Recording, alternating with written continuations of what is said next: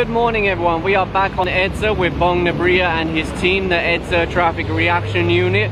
They're going around different hotspots which are known for congestion and traffic. So right now the enforcer is writing out a ticket for illegal loading, unloading. There is a sign just behind it which says no parking, loading, unloading, stopping, waiting anytime. I've seen a number of buses and jeeps swerve over as if they're going to drop off passengers. Then they see Bong and the team and they continue going again.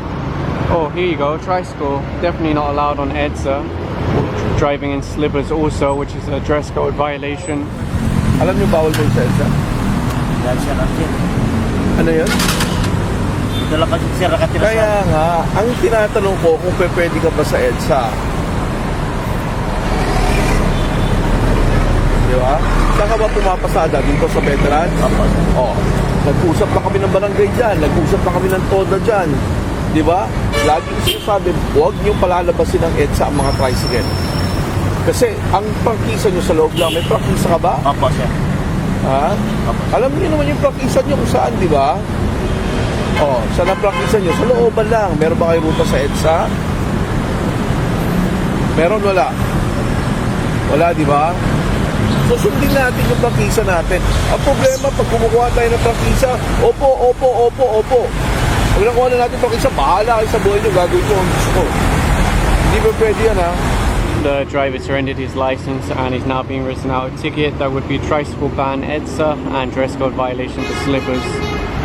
Tried to flag this one over, but he ignored them.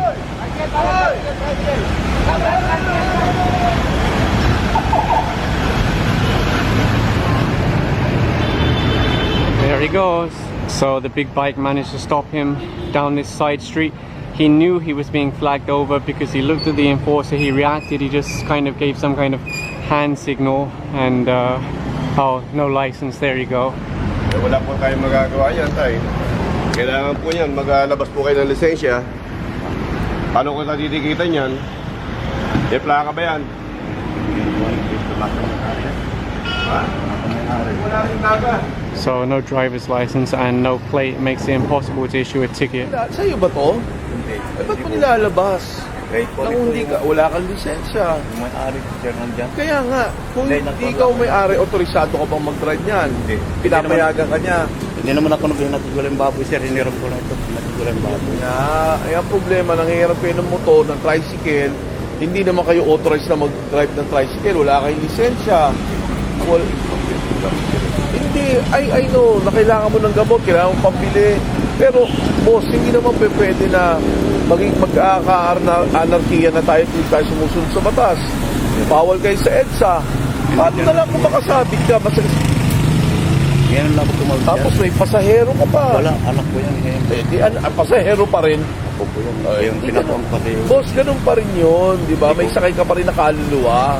Hindi ko kaya magbuhat ng baboy. Kaya nga, I know. Naiintindihan ko yung kalagayan nyo, tay.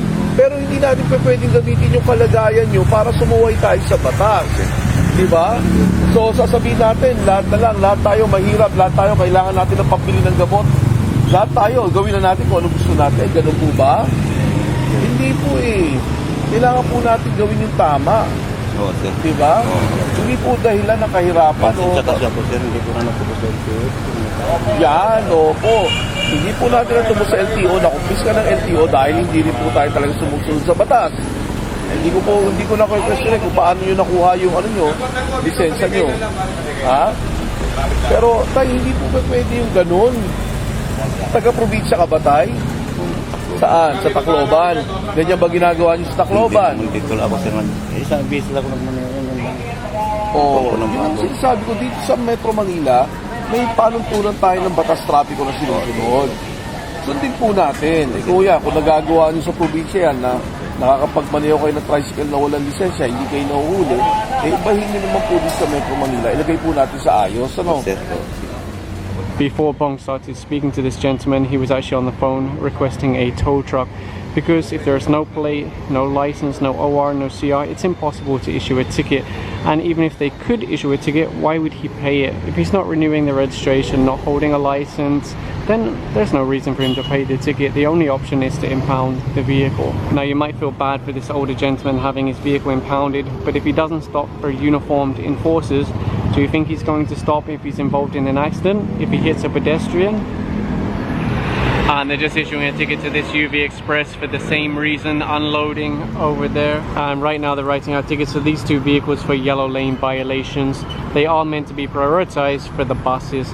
The idea is that public transport might not be as comfortable as owning your own car, but at least you'll get where you're going faster. And of course, it's not just cars that are being ticketed for yellow lane violation, it's also motorcycle riders. Wow, 3 ambulances coming through in a convoy. Trying to flag over that motorcycle that was speeding along behind them. See that one there with the headlight? They're going to flag over that red and over now. When he saw the enforcers, he pulled back into the regular lanes, but they already saw him in the yellow lane and they believed they were using it as an express lane. Same with this black over. Bong is using his loudspeaker to remind motorcycles, hey, put on your headlight and use the MC lane, or at least don't use the yellow lanes. And what some cars are doing is they're speeding along. And the moment they see the enforcers, they suddenly cut across. Not only is it dangerous, but it's kind of making a mockery because they're abusing the yellow lane until they see an enforcer, then they hide, and then later they're going to go back there again. So you see that Peugeot in the distance there. As soon as he saw Bong, puts on his indicator, cuts back into the regular lanes.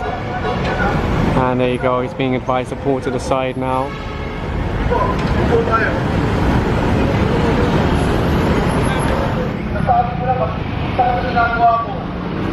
Pakihuli nga ito, Rob. Rob, yung Toyota na black. Toyota na black. Okay, captured. Now of course this on the ground enforcement is in addition to CCTV or known contact apprehensions. So you can be apprehended on the ground or you can be apprehended by camera. Oh, not stopping. Still not stopping.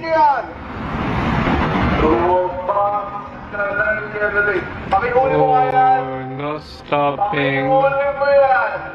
Still not stopping. Okay, sending a big bike after him. Yellow lane violation. Yan. Boss, ha? Pinapahinto ka dahil wala kang appropriate markings eh. Ha? Pinapahinto ka, ilang enforcer na nagpapahinto sa'yo, ayaw mo sumunod eh. Susuwagin mo pa yung mga enforcers namin eh. Ha? Dire-respeto namin to, pero pwede ba pag pinara kayo, huminto naman kayo? Wala ka na mga appropriate markings eh. Hindi ka naman yellow plate.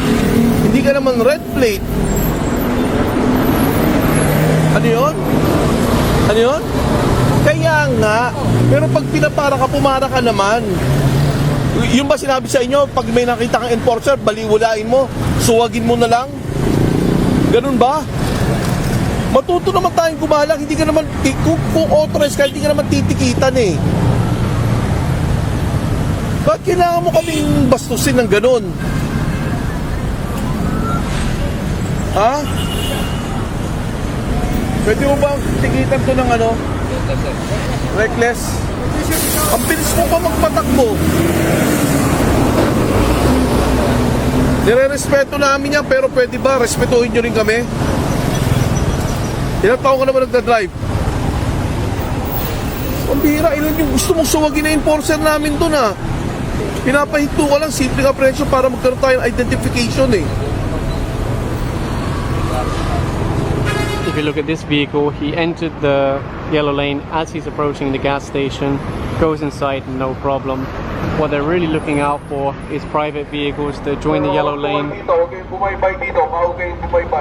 from so far away, speed along with no intention of coming off EDSA. They're just using it as an express lane. You'll see now an ambulance has made its way into the yellow lane that also prioritized to use this as an express because it's an emergency service. If you look here, this is a designated bus stop on EDSA, practically empty, but if you go 100 meters that way, there's a lot of commuters standing in the road obstructing it. A lot of people were asking me, can a double-deck bus fit on EDSA? The answer is yes, and the height really isn't much difference to the coaches that are being used on EDSA right now, because these are not low floor buses, and all those candy wrappers, bottles and everything else that people throw in the plant box, throw in the floor, that's where the MMDA street sweeper comes into play. Is it really that hard to hold onto your bottle and then put it in the garbage when you get home, when you get to the office, when you walk past the 7-Eleven? It's really not that difficult. Have a little bit of respect. This lady just ran into the road. The enforcer's sending her back. There was an incident a few weeks ago where a guy ran in the road, tried to get on a bus, and he actually got squashed under the tire, ripped him basically in half. The pictures were quite gruesome, but I think he survived it. They took him to hospital. I think he survived, but there was a lot of blood loss. And that's what this is about. It's about safety, not just traffic, but also safety. What some people have suggested is putting big glass panels here and only having a small opening so that people have no choice but to board in the correct place. The problem is eventually there will be a break because of a private driveway or a turn off EDSA or something like that, and then people still find their way in the road. That's the challenge. People always find a way into the road.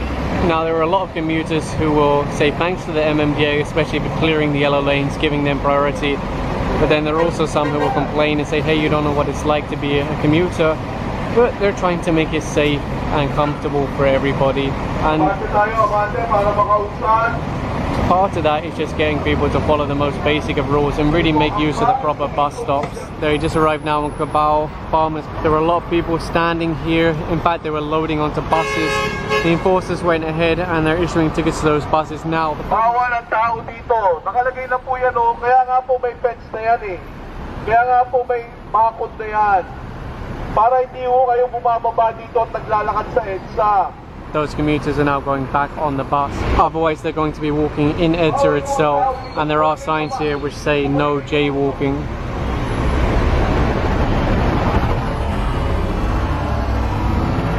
Reklamo kayo sa traffic.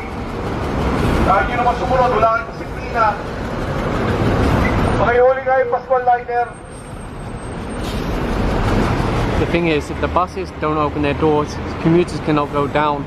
So ultimately, it's the bus driver that must be strict. He must tell them, sorry, I can't unload you here. It's prohibited. I have to take you to the bus terminal up ahead to the proper bus stop. I'll include some footage that shows where they're meant to unload. It's only around 100 meters that way. The good news is they are working on improving bus stops along EDSA.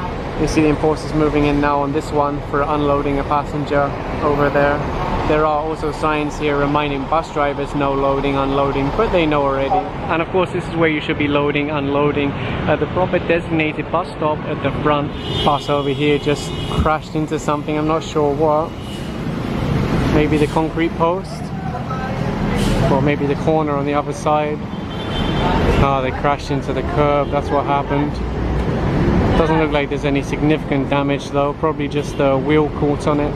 Another bus just pulled up. He was going to do a wide turn. The enforcer reminded him that there's actually a sign over there which says bus no right turn. So that's probably why the bus got stuck on this curb here, because apparently they're not meant to be turning here anyway. And in fact those buses have now managed to completely obstruct the road because they can't make the turn over there either. They're having to go forward, back, forward, back. So well, thanks, more traffic for everybody to sit in.